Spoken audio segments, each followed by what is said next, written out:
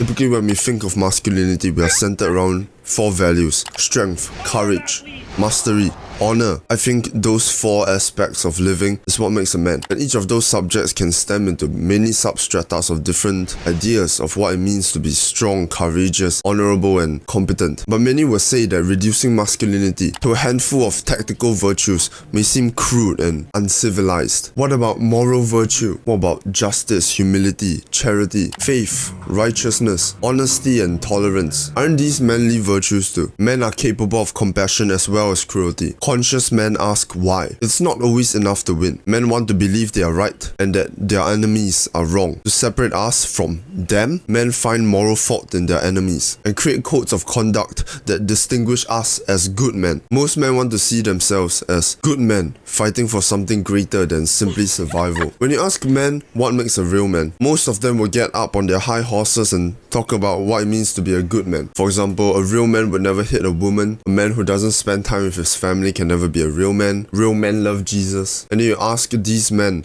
what their favorite films and TV shows are, and they'll tell you Fight Club, Grand Theft Auto, The Sopranos, Peaky Blinders. Despite the moral posturing, we are attracted to these characters precisely because they are manly, even if they aren't all entirely good men. Gangsters and killers and robbers and rapists, men who commit terrible acts of violence. We look up to them. We love these characters. These monsters are not good men, but they are good at doing the kinds of things that have been demanded of men throughout human history. They are not good men, but they are good at being men. So there's a huge dichotomy here between a good man and a real man. And many times we want to sell the propaganda that being a real man is to be a good man. But why is that? Of course, I love the virtue signaling that it's good to motivate as many men as possible to be good. But it's also important to understand that a good man and a manly man are 2 different things. But of course, many times they can overlap. And we would prefer them to be good because it's beneficial to the tribe for a competent and strong man, a manly man, to be good. Look at suicide bombers, for example. Hijacking a plane with a box knife and flying it into the building takes balls of steel. That ain't no easy feat and it's terrifying. But they believe they're doing it for a higher cause. In their minds, they're dedicating their life to an ideal. Enemies of our tribe? Yes. But are they unmanly? No. We want our enemies to be defective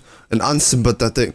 We want to villainize them and make them out to be as much as a monster we can, so as to justify our means of hurting them or fighting back, so we can continue to withhold our expectations of ourselves to be a good man. Moral virtues are associated with masculinity and looked up to because it is honor. A man is valuable and admirable when a man cares about how resourceful and respected they are amongst the group. A man wants to prove his worth. A man wants to prove his capability. A man wants to be tested. A man who doesn't care what others think of him has no use to a group. While writing this video, I pondered, what the fuck is the point of making this observation? I think we have to understand that being a good man and a real man is 2 different things. Because sometimes many of us give up our ideals in order to fit the criteria of being a good man. We want to be seen as one, so we let go of our needs and desires, which can be very honorable and valiant, of course. But many times, not only does this depolarize us, make us look more like a brainwashed fool, this can also lead to resentment because we are giving ourselves away simply to uphold the consistent image of being good, and then we'll slowly become bitter whether we like it or not. It's important to care what others think of you, but it is also important to fulfill your needs and take enough from the world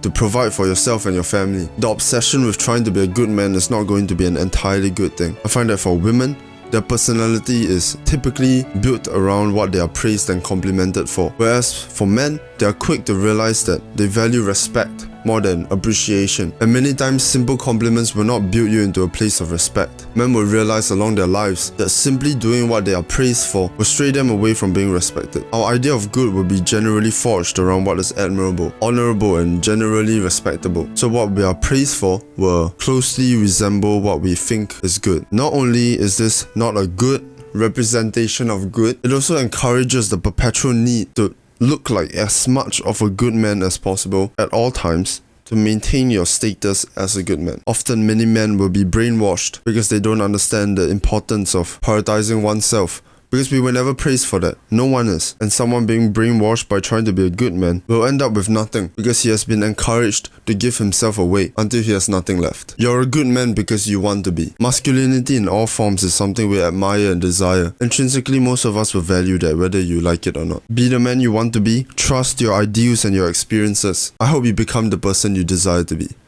To better world.